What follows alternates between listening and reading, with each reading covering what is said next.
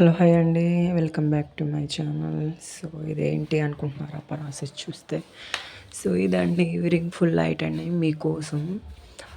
అంటే నీవు ఎవరిగా కొత్తగా ఛానల్ పెట్టిన వాళ్ళైతే ఇలాంటి స్టాండ్ తీసుకుంటే బెస్ట్ స్టాండ్ కదా, తీసుకుంటే చాలా వరకు ఉపయోగపడుద్దని ఒక లెవెల్కి వెళ్ళిపోతారని నేను అనుకుంటున్నాను. సో నా ఆశ, అందుకని నేను కొనుక్కున్నాను నా న్యూ ఛానల్కి.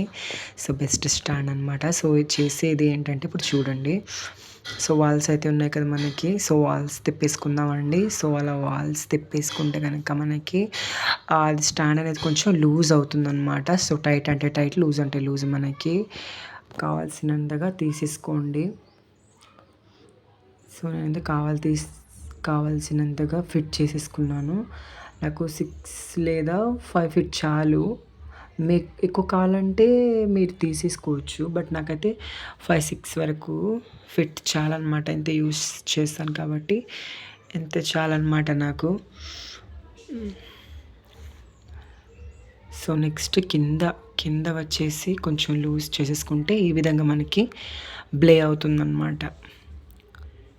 అలా సో ఇప్పుడు అసలు ఏం చేయాలి అంటే, సో 2 ఉన్నాయి కదా. సో రింగ్ ఫుల్ లైట్ ఉంది కదా పైన భాగం, దాన్ని మనం ఫోన్ క్యాచ్ చేసి వీడియో చేస్తాం కదా, అది టైట్ చేసేసుకోవాలి.